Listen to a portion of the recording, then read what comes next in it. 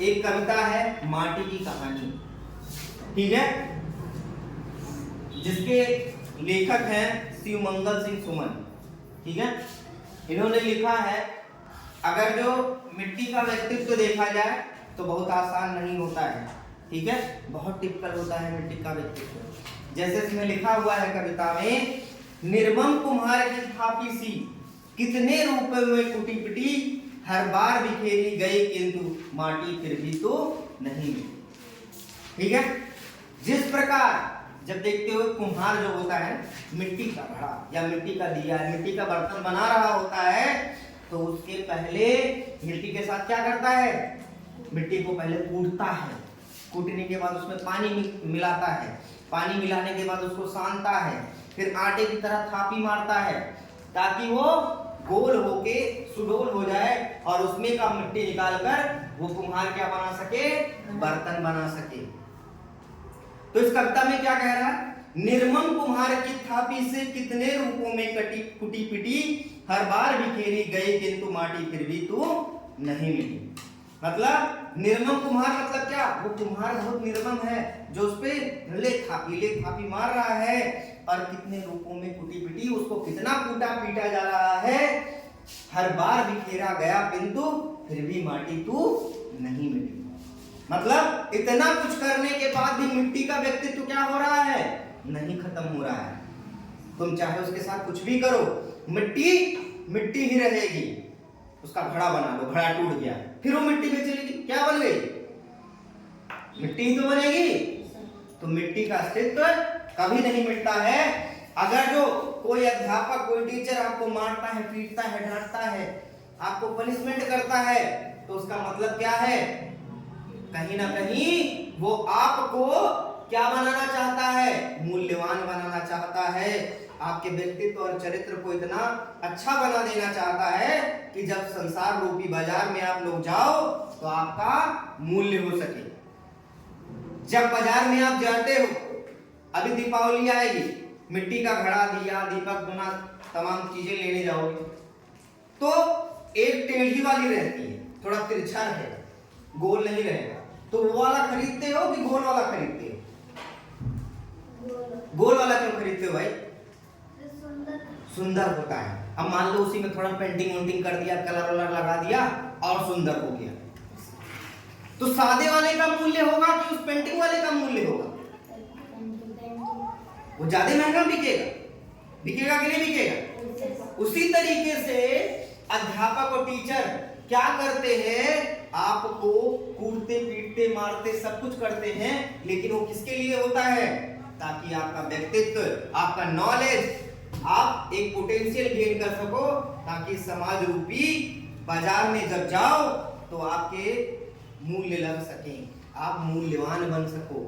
फिर कह रहा, आशा में निश्चल पल जाए, छलना में पड़कर छल जाए, सूरज दबके तो तप जाए, रजनी ठुमके तो ढल जाए, ये तो बच्चों की गुड़िया सी भोली मिट्टी की हस्ती क्या, आंधी आए तो उड़ जाए, पानी बरसे तो गल जाए। मतलब आशा में निश्चल पल जाए, वो आस करती है कि कोई बचाने आएगा, कोई कुछ करने आएगा, ठीक है। और छलनी होती है ना, तुम लोग देखते हो मिट्टी को छाना जाता है, मिट्टी को अलग कर लिया जाता है, उसमें कंकड़ पत्थर ना आए, उसको छान लिया जाता है छलनी से। सूरज दमके तो तप जाए, सूरज दमके तो तप जाए। अगर जो सूरज की रोशनी पड़ती है तो मिट्टी क्या हो जाती है, गर्म हो जाती है, और जैसे ही रजनी ठुमके तो ढल जाए, मतलब जैसे ही काली अंधेरी रात होती है, मिट्टी क्या होती है, ठंडी हो जाती है। ये तो बच्चों की गुड़िया सी भोली मिट्टी की हस्ती क्या, जैसे बच्चे गुड़िया खेलते हैं, जब मन किया खेला, नहीं तो उठा के फेंक दिया, ठीक। तो वही कह रहा है कि ये तो बच्चों की गुड़िया सी भोली मिट्टी की हस्ती क्या, ये मिट्टी की हस्ती क्या है, गुड़िया सी है, छोटी गुड़िया सी, जो बच्चों के लिए क्या है, एकमात्र गुड़िया है, मिट्टी का कोई अस्तित्व नहीं है। आंधी आए तो उड़ जाए, आंधी आई और मिट्टी क्या हुआ, उड़ने लगा, पानी बरसे तो गल जाए। अब जिसके साथ इतना कुछ हो रहा है, फिर भी वो क्या है, चाहे चाहे उसमें पानी गिरा दो, चाहे आग लगा दो, चाहे बारिश करा दो, चाहे बर्फ पड़ा दो, मिट्टी क्या होती है? मिट्टी। तो हमें क्या करना चाहिए? मिट्टी से सीख लेना चाहिए कि इतना कुछ होने के बाद वो अपना अस्तित्व नहीं मिटने देती है। 49 मेघ 49 पवन अंबर अवनी कर देत सम, बरसा थमती आंधी रुकती मिट्टी हंसती रहती है। चाहे जितना बादल हो, चाहे जितना तेज हवा चले, चाहे जितना तेज बारिश हो, ठीक है, चाहे वर्षा थमे ना थमे, और जैसे ही वर्षा रुकती है, जैसे ही आंधी रुकती है, मिट्टी हंसती रहती हरदम। लेकिन मिट्टी क्या करती रहती है? हंसती रहती है। चाहे आंधी आए, चाहे तूफान आए, और जैसे ही आती है, आने पे तो उड़ जाएगी और पानी गिरेगा, गल जाएगी, लेकिन जैसे वो सारी चीजें बंद होंगी, मिट्टी हंसने लगती है। फसलें उगती फसलें कटती, लेकिन धरती चिर उर्वर है, 100 बार बने 100 बार मिटे, लेकिन मिट्टी अनस्वर है। रोज प्रतिदिन मिट्टी के ऊपर दरखना चलाया जाता है, कुदाल चलाया जाता है, भाले चलाए जाते हैं, हल चलाया जाता है, लेकिन मिट्टी क्या कहती है कि मेरे सीने पे तुम ये सारी चीजें ना चलाओ। अगर जो तुम्हारे सीने पे चलाया जाए तो क्या तुम बर्दाश्त कर पाओगे? लेकिन उसके बाद भी हमको क्या देती है? सोना उगल कर देती है, देती है ना। कहते हैं ना, मेरे देश की धरती उगले सोना सोना हीरा मोती, बोलते हैं ना। तो फसल रूपी इतना कुछ करने के बाद भी मिट्टी हमें क्या पैदा करके देती है? अनाज, फसल हमारी पैदा करके देती है, क्योंकि ये जन्म पर्यंत, मतलब कभी भी जीवन पर्यंत ये उर्वरक ही रहेगी। ठीक है, मिट्टी की कभी हस्ती नहीं मिटेगी। 100 बार बने 100 बार मिटे, लेकिन मिट्टी अनस्वर है। मतलब चाहे जितनी बार इसको बना लो, 100 बार बना लो, 100 बार बिगाड़ लो, लेकिन मिट्टी की हस्ती कभी मिटने वाली नहीं है। मिट्टी में स्वर है, संयम है, होनी होनी होनी न होनी कह जाए, हंसकर हलाहल पी जाए, छाती पर सब कुछ सह जाए। मिट्टी में स्वर है, संयम है, होनी अनहोनी है कह जाए। जब तुम तेज से मारते हो कुदाल मिट्टी पे तो एक आवाज आती है, ठीक है। सपोज करो हम क्या कहते हैं? धरती माँ, क्या बोलते हैं? धरती माँ। तो क्या उसको दर्द नहीं होता होगा? उसको पीड़ा नहीं होती होगी? लेकिन ये सब वो क्या करती है? सह लेती है, क्योंकि उसके अंदर संयम है। वो माँ है, वो क्या है? माँ है। वो अपने बच्चों को भूखा पेट नहीं सोने देगी, वो अपने बच्चों को भूखा पेट नहीं सोने देगी। वो अपने सीने पर कुदाल हल सब कुछ चलवा लेगी, लेकिन वो अपने बच्चों को भूखा पेट नहीं सोने देगी। हंसकर हलाहल पी जाए, छाती पर सब कुछ सह जाए। उसकी छाती पे चलते हो, उसकी छाती पे पानी गिराते हो, उसके छाती पे कचरा फेंकते हो। इसीलिए कहा जाता है जब सुबह आप सोकर उठते हैं और बिस्तर से जब पांव नीचे रखने से पहले, पांव रखने से नीचे पहले धरती को एक बार जरूर पैर छुएं, क्योंकि उसी के ऊपर हमारा पूरा जीवन टिका हुआ है।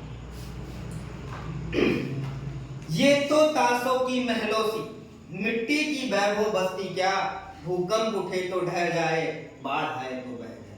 अब वही कह रहा, देखो ये ताशों की, ताशों के महल देखे हो? ऐसे ताश के ऐसे लगा के महल बनाते हैं ना। तो ये क्या कह रहा है? ये तो ताशों की महलों सी, मिट्टी की वैभव बस्ती क्या, मतलब मिट्टी की कोई बस्ती नहीं है, कोई महल नहीं है कि क्या होगा? भूकंप आएगा तो ढह जाएगा और बाढ़ आएगी तो बह जाएगा, इसकी कोई हस्ती नहीं है। मिट्टी की महिमा मिटने में, मिट मिट हर बार समरती है, मिट्टी पर मिट्टी मिट्टी मिट्टी पर मिट्टी है, मिट्टी मिट्टी को रचती है। मतलब मिट्टी की महिमा मिटने में मिट मिट हर बार संवरती है। तुम मिट्टी की महिमा चाहे जितना मिटा लो, उसका गोला बना लो, ईंटा बना लो, कुछ भी बना लो, वो हर बार मिटा दो उसको, मिट्टी की हस्ती मिटा दो। मिट्टी से बन गई ईंट, अब ईंट को मिट्टी कहोगे? नहीं कहोगे, ईंट कहोगे। लेकिन जब वो ईंट टूटेगा और धरती के अंदर जाएगा तो फिर वो क्या बन जाएगा? मिट्टी ही बन जाएगा।